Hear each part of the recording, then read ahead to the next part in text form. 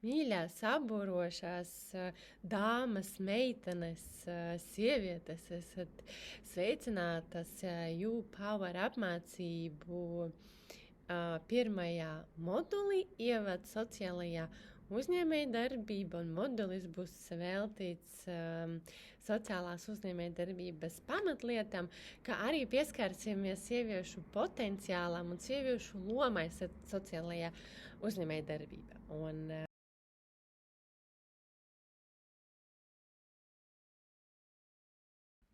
Un pirmajā nodarbībā mēs runāsim par sociālās uzņēmējdarbības pamatlietām, tās būtību, mērķiem un sievietes potenciālu šajā jomā. Kā arī apskatīsim vairākus piemērus par sievietēm, kas šobrīd veiksmīgi vada sociālo uzņēmumu. Pirms iedziļināties sociālās uzņēmējdarbības sektorā, nozare ir jāatdala un jāsaprot trīs lietas, trīs termini - sociālā uzņēmējdarbība, sociālais uzņēmums un sociālais uzņēmējs. Jeb mūsu gadījumā sociālā uzņēmēja, par ko mēs runāsim arī tālāk. Un sāksim ar sociālo uzņēmējdarbību, kas būtībā ir viens no biznesa veidiem. Sociālās uzņēmējdarbības principi dažādās valstīs ir atšķirīgi, bet būtībā tas ir biznes ar sociālo mērķi, kas rada pozitīvo sociālo ietekmi, pozitīvās pārmaiņas. Un atšķirība no tradicionālā biznesa, sociālā uzņēmējdarbības primāri ir vērsta uz kādas sabiedrības sociālo vai vides problēmas risināšanu. Savukārt biznesa un peļņa šeit ir instrumenti, kas palīdz sasniegt šo sociālo ietekmi, šīs pozitīvās pārmaiņas. Līdz ar to tas pamatā ir ilgtspējīgs biznesa modelis. Un sociālā uzņēmējdarbība var būt izvērsta lokāli, valsts vai starptautiskā līmenī. Un īsumā runājot, sociālā uzņēmējdarbība ir vairāk kā process, kas var notikt dažādās juridiskās formas, un dažādās valstis ir šīs te dažādas iespējas, par ko mēs runāsim arī tālāk. Savukārt runājot par sociālo uzņēmumu, tad, ja sociālā uzņēmējdarbība ir skatāma kā process, tad sociālais uzņēmums ir juridiskā vienība, kur šīs process tiek veikts. Un termins sociālais uzņēmums tiek izmantots, lai aprakstītu jebkuru organizāciju, pareizāk sakot, jebkuru juridisko vienību, kas veic uzņēmējdarbību un izmanto biznesa rīkus sociālo mērķu sasniegšanai. Un atkal kritēriji, kuriem organizācija jāatbilst, lai to varētu klasificēt kā sociālo uzņēmumu, dažādās valstīs ir atšķirīgi. Un Latvijas gadījumā sociālais uzņēmums un to kritēriji ir definēti sociāla uzņēmuma likumā, par ko mēs runāsim otrajā nodarbībā. Un, lai juridiskā vienība būtu identificējama vai saredzama kā sociālais uzņēmums, tai pamatā jābūt sociālam mērķim, nevis peļņas maksimizēšanai saviem īpašniekiem. Un tam ir, piemēram, jāpārdod, jāražo preci vai jāsniedz pakalpojumi, jāgūst ienākumus no komerciālas darbības, nevis jāpaļaujas tikai uz ārējo finansiālo atbalstu, un peļņu jāiegulda sociālu mērķu sasniegšanai. Un no vienas puses sociālam uzņēmumam tas primārais ir sociālais mērķis, no otras puses tam ir tikpat svarīga peļņa un resursu gūšana, lai nodrošinātu tā pastāvēšanu un ilgtspējīgu darbību, lai maksātu algu sev un saviem darbiniekiem. Un arī jāsaprot, ka sociālais uzņēmums ir atdalīts no publiskā sektora, un tas darbojas tirgus konkurences apstākļos, uzņēmējdarbībai raksturīgā un inovatīvā veidā. Un visbeidzot, kas tad ir sociālais uzņēmējs, sociālā uzņēmēja? Ja sociālā uzņēmējdarbība ir process, kas var notikt dažādās juridiskās formās, un sociālais uzņēmums ir juridiskā vienība, tad sociālais uzņēmējs ir cilvēks vai cilvēku grupa, kas veic šo procesu, šo sociālo uzņēmējdarbību un to attīsta. Ja? Var sakot, virza darbību uz priekšu. Un pēc būtības sociālie uzņēmēji, arī sociāls uzņēmējas ir personas, kuram piemīt virkne dažādu īpašību, kas viņus raksturo. Un viņi ir sociāla problēma risinātāji, ja? Tas ir personas, kuras saskata kādu problēmu sabiedrība vai vidē, izstrādā risinājumu un rīkojas. Parasti sociālajiem uzņēmējiem ir unikāls radošs skatījums uz lietām, un viņi spēj saskatīt lietas, ko neviens cits neredz, un vēlās spēj darīt lietas, kas iespējams neviens cits nevarētu darīt. Ja? Viņi saredz neparastu, inovatīvu pieeju problēmas risināšanai. Un sociālajiem uzņēmējiem jābūt arī radošiem tā iemesla dēļ, lai spētu pielāgoties dažādiem apstākļiem, ja, strādājot ar dažādām mērķu grupām. Un, protams, kā jau arī tradicionāls uzņēmēja, sociālais ir cilvēks ar drosmi vai arī uztrenē to laika gaitā, lai piedāvātu risinājumu sociālai problēmai un rīkoties saskaņā ar to. Un kas ir raksturīgi, ja viņam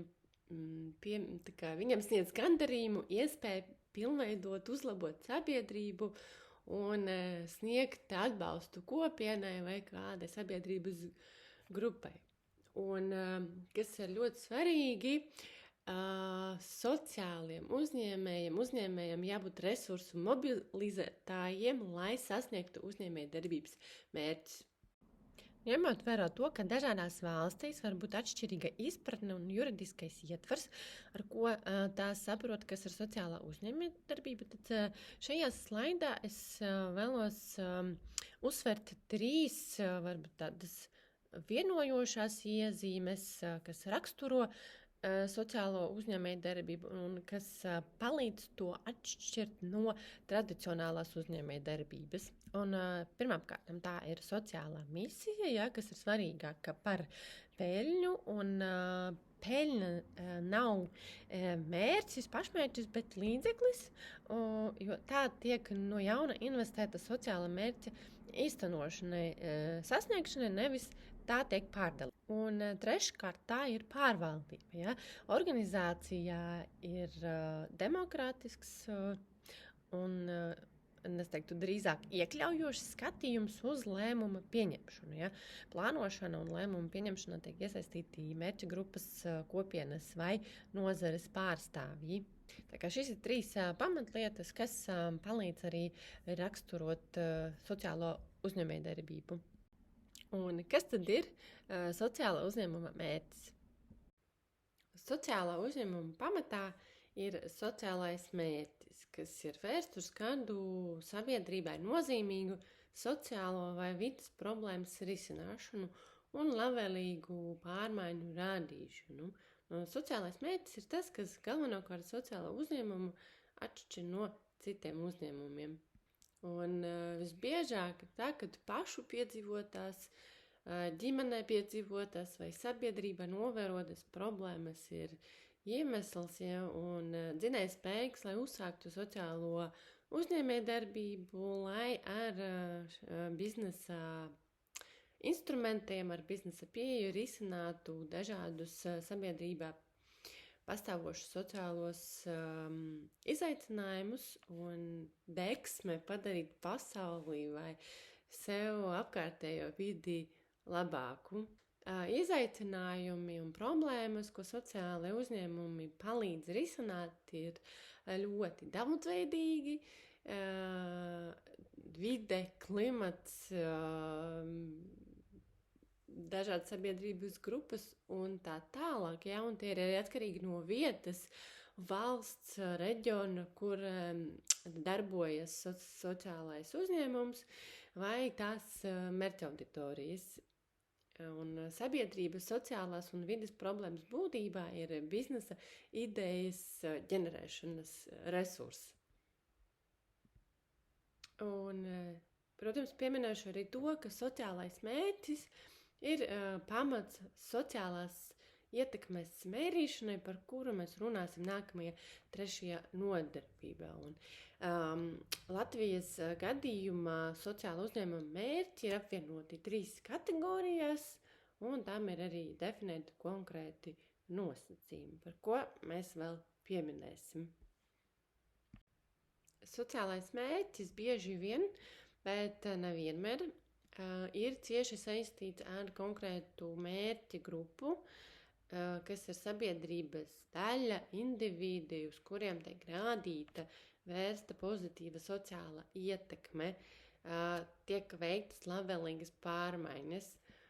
Parasti tās ir sociālās atstumtības riska pakļautās personas, piemēram, veci cilvēki, cilvēki ar īpašām vajadzībām, bērni, nīti jaunieši, jaunieši, kas ir ārpus mācību procesa un nav nodarbināti, jaunas māmiņas, no ieslodzījuma atbrīvotie cilvēki, ļaudis ar cilvēki ar dažādām atkarīgām, trūcīgie un tā tālāk. Ja. Sociāla uzņēmuma mērķa grupa var būt arī plašāka sabiedrība, ne konkrēta sabiedrības daļa.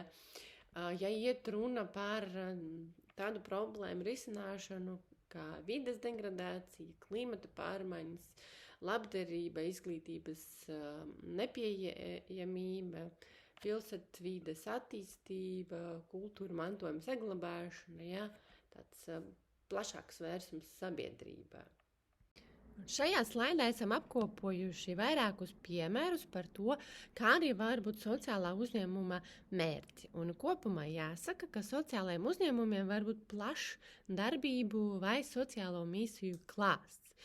Un, ja redzat kādu sociālo vai vidas problēmu vai piedzīvojat kādu sociālu problēmu, jūs varat to izmantot kā ideju savai sociālās uzņēmējdarbības attīstīšanai.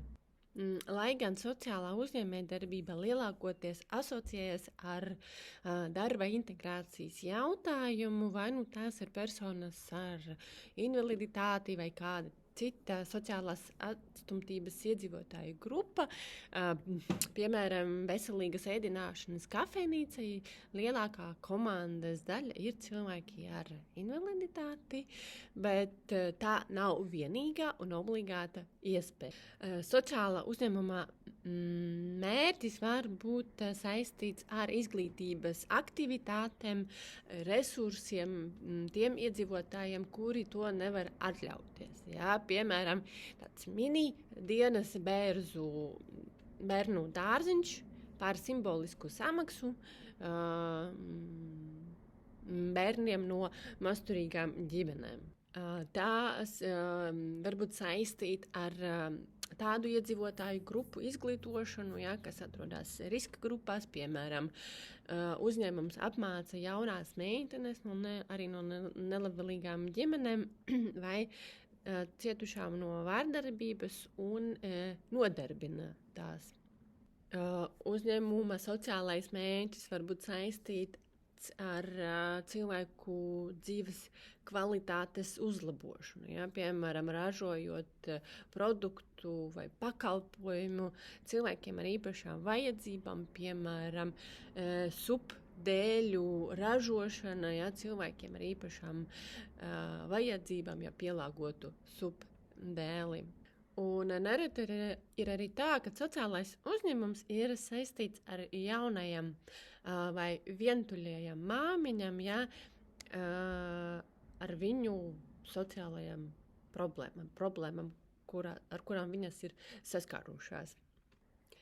Sociālajā uzņēmējdarbībā nozīmīgu lomu spēlē arī mērķi, kas ir saistīti ar vides aizsardzību, ja? Piemēram, pārtikas pārpalikumu mazināšana, savācot ēdienu, ja pārpalikums no ēdinātājiem un pārvirzot tos aizsargātas iedzīvotāju grupu pabarošanai, vai arī tādu produktu pārstrādē, ko var viegli izmantot atkārtoti vai salabot. Ja, piemēram, koksnes atkritumu mazināšana, savācot pārpalikums no vietējiem uzņēmumiem, darbnīcām, saimniecībām un izstrādājot no tiem nelielas mēbeles vai priekšmetus. Ir arī tāds reāls uzņēmums, ja pareizi atceros, tas bija vai nu Vācija vai Skandināvija ar nosaukumu Just Wood.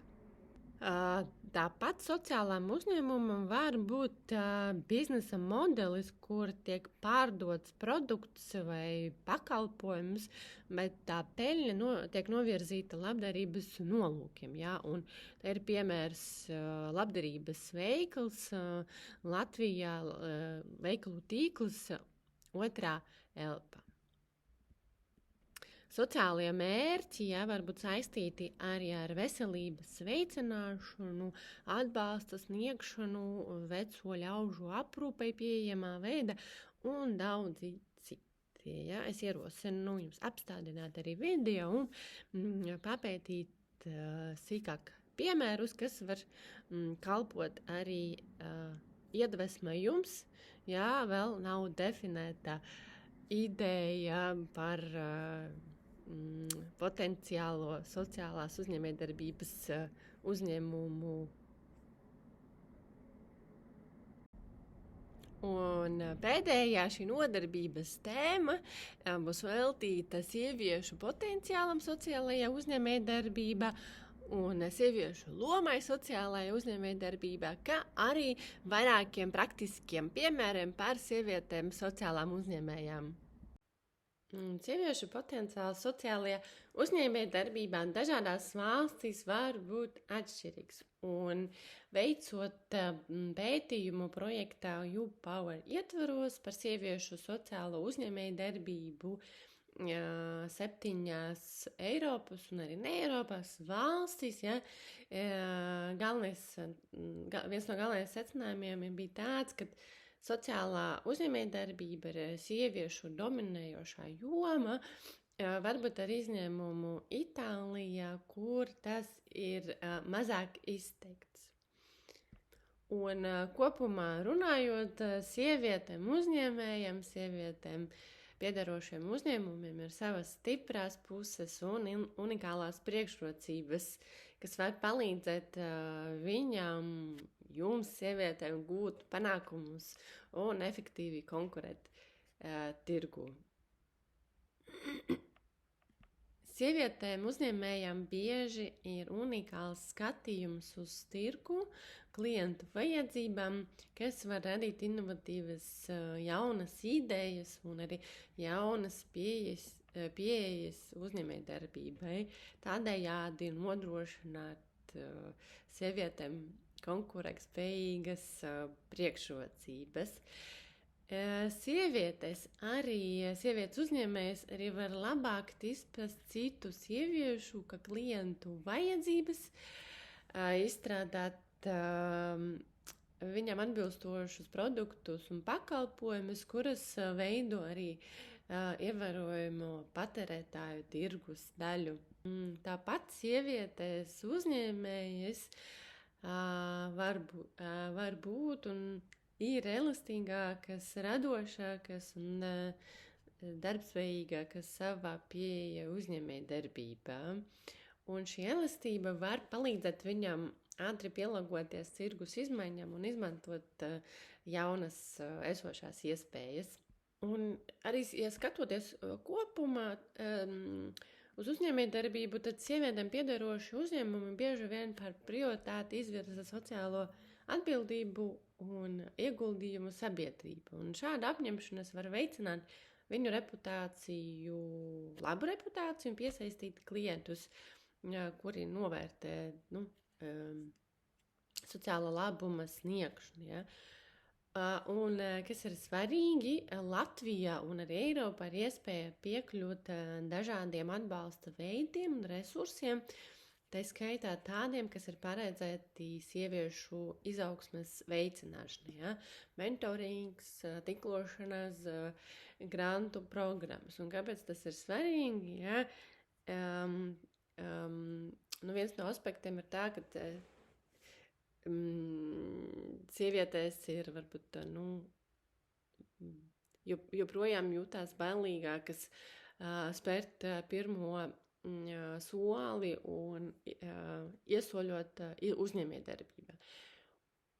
Un, piemēram, 2003. gadā SEB banka veica aptauju, kurā parādīja, ka teju 5. daļa, jeb 19% Latvijas sieviešu plāno kļūt par uzņēmējiem tuvāko 3 gadu laikā. Ja?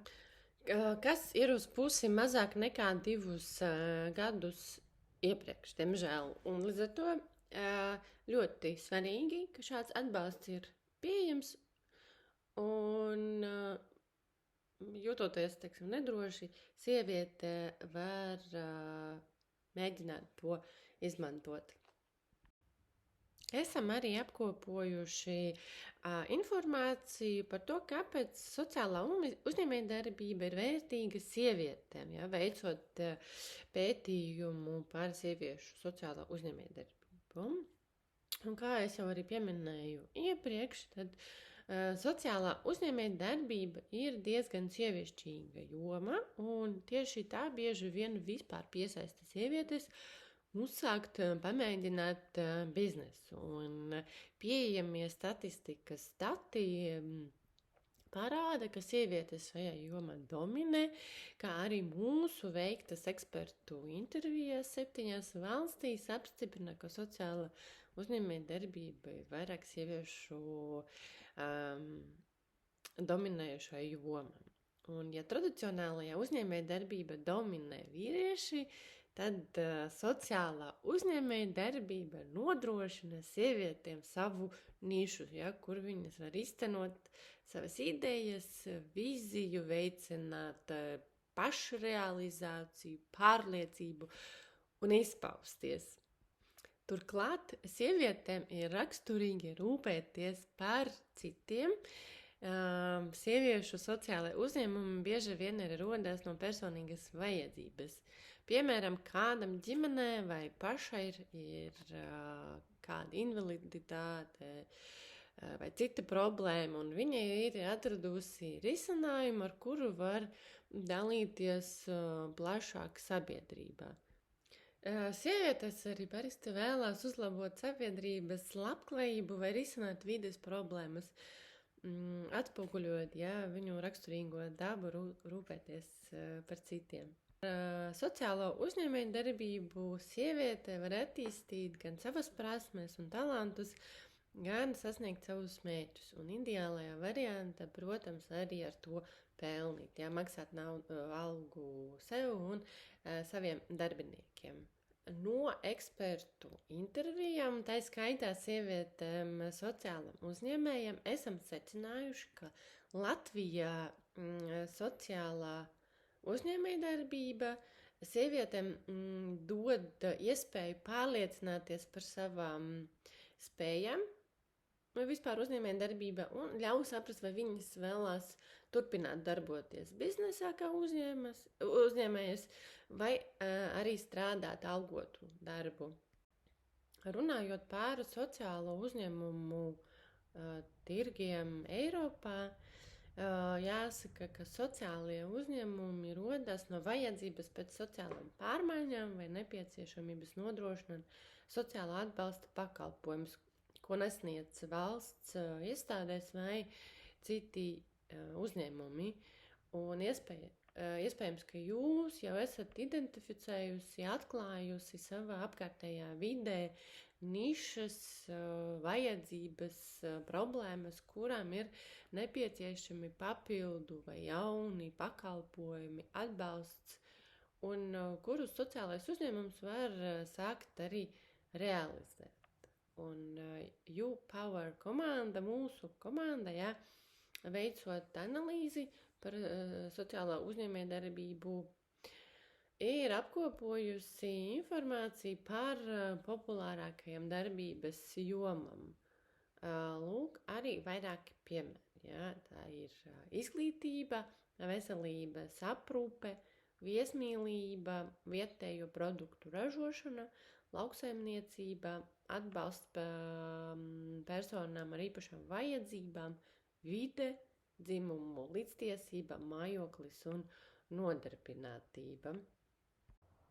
Runājot par Latviju, sociālā uzņēmējdarbība ir samērā jauna joma, un tā ir liels potenciāls, jo īpaši pašvaldībās. Un sociālajie uzņēmumi Latvijā galvenokārt ir radušies un attīstījušies no nevalstisko organizāciju sektora, un nozīmīgs pavērsiens Latvijas sociālās uzņēmējdarbības attīstībā bija Sociālās uzņēmējdarbības asociācijas dibināšana 2015. gadumā un arī speciāla likuma ieviešana 2018. gadā, kas palīdzēja izveidot labvēlīgu sadarbības ekosistēmu. Latvijā sociālā uzņēmējdarbība tiek uzskatīta pārsvarā par sieviešu dominējošo sektoru, gan pēc to sieviešu skaita, kas vada sociālo uzņēmumu, gan pēc nodarbināto skaita. Un vienlaikus tieši sociālā uzņēmējdarbība bieži vien piesaista sievietes uzmanību, lai uzsāktu un izmēģinātu uzņēmējdarbības aktivitāti.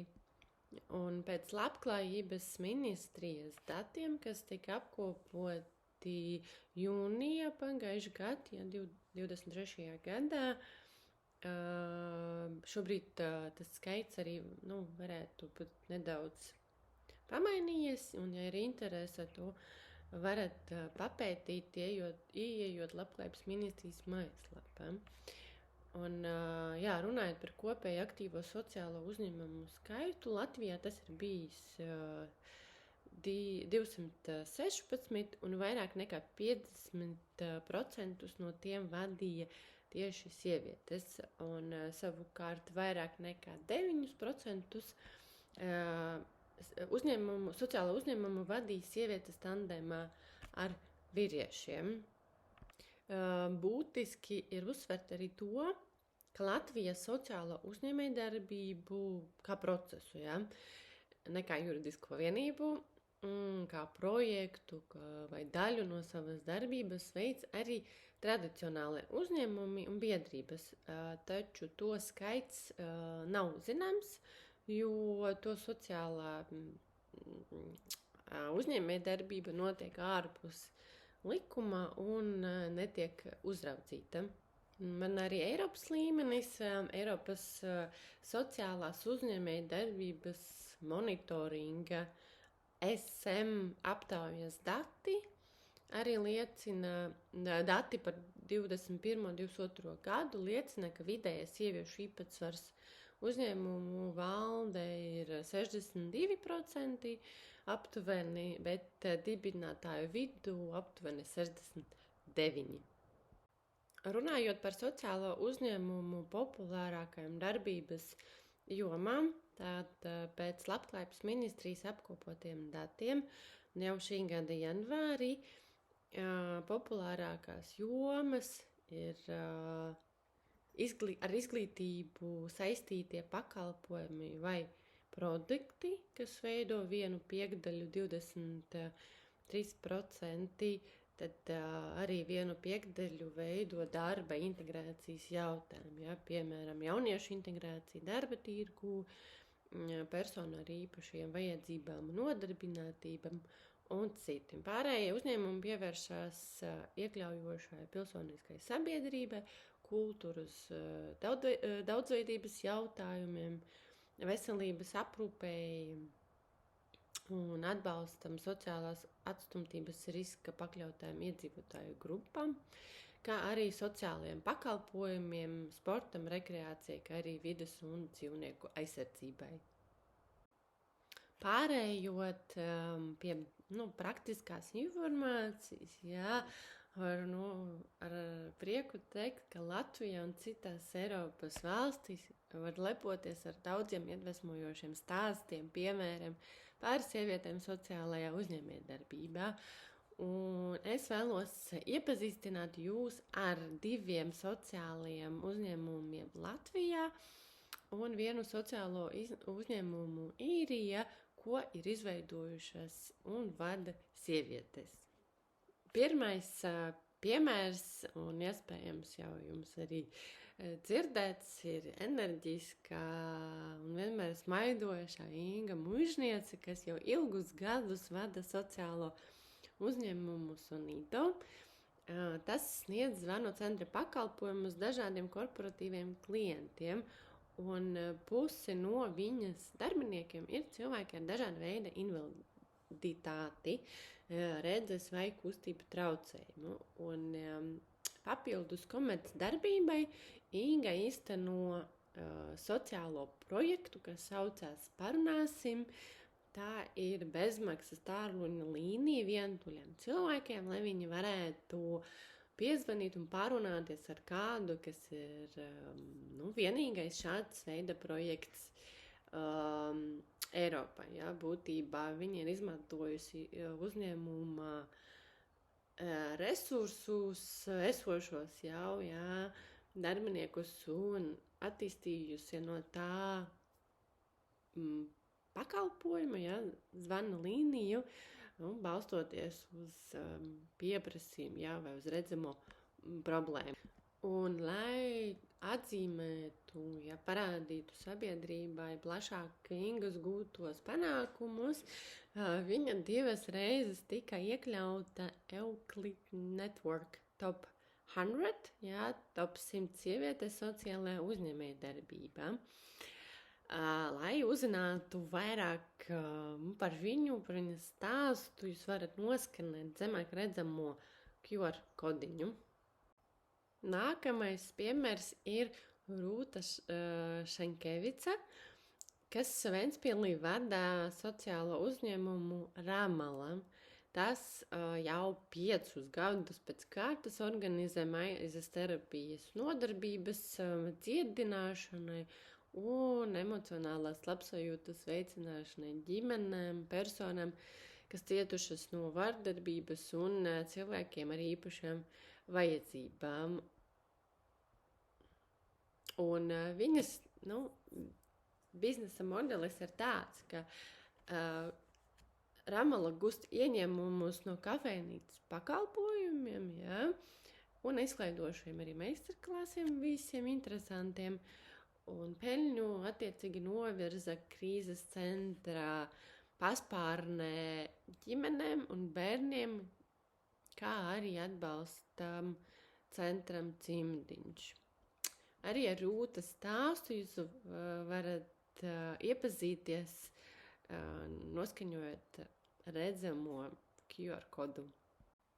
Savukārt pēdējais piemērs ir par 2 meitenēm vārda Izult Varda un Evina Braine no Īrijas, kuras ir dibinājušas uzņēmumu Food Cloud, lai savienotu uzņēmumus, kuriem veidojas pārtikas pārpalikumi, ar vietējām labdarības organizācijām un kopienas grupām. Gan Īrijā, gan arī viņi ir paplašinājuši savu darbību Anglijā. Un, lai organizētu efektīvu ēdienu savākšanu un piegādi, tika izveidota speciāla sistēma un aplikācija Food Cloud. Te mēs redzam, ka tādā sistematizētā procesā, šoferis saņem signālu, kad uzņēmums ir sagatavojis pārtikas pārpalikums, viņš atbrauc, savāc, atved noliktavā un tur tā tiek sašķirot un sagatavota piegādēji mērķa grupai. Tāda saprotama, viegla ideja, tajā pašā laikā arī īsena pārtikas pārpalikumu mazināšanu un ēdienā nodrošināšanu tam sabiedrības grupām, kurām tas ir vajadzīgs. Lai uzzinātu vairāk, lai papētītu citus sociālos uzņēmumus Latvijā, jūs varat apskatīt digitālo katalogu Soc uzņēmumi LV. Adrese arī redzama ekrānā. Un, lai uzzinātu arī par ārvalstu piemēriem par sievietēm sociālajā uzņēmējdarbībā, lasiet mūsu YouPower ziņojumu.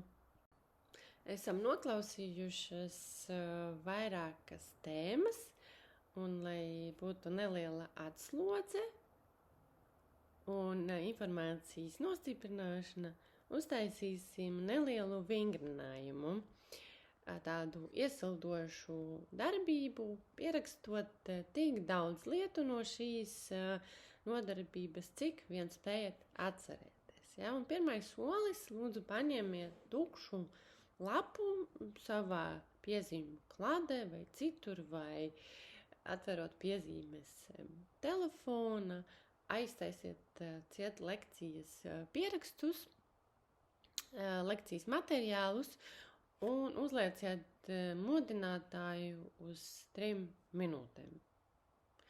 Un šajās 3 minūtēs uzrakstiet tik daudz vārdu, faktu, ideju, iedvesmojošās informācijas, cik vien varat atcerēties no šīs nodarbības. Kad modinātājs atskanēs, apstājieties un pārbaudiet to informāciju, pārlasiet. Ja? Tie varbūt arī keywordi, ja? Varbūt arī garāki teikumi. Noslēdzot pirmo nodarbību, apkoposim galvenos apskatītus aspektus. Un tātad sociālais uzņēmums ir uzņēmums, kura mērķis ir panākt sociālu, sabiedrisku vai vides ietekmi, nevis gūt maksimālu peļņu tā īpašniekiem un investoriem. Taču sociālam uzņēmumam peļņa ir svarīga, lai ieguldītu uzņēmuma attīstība un sociāla labuma sniegšanai.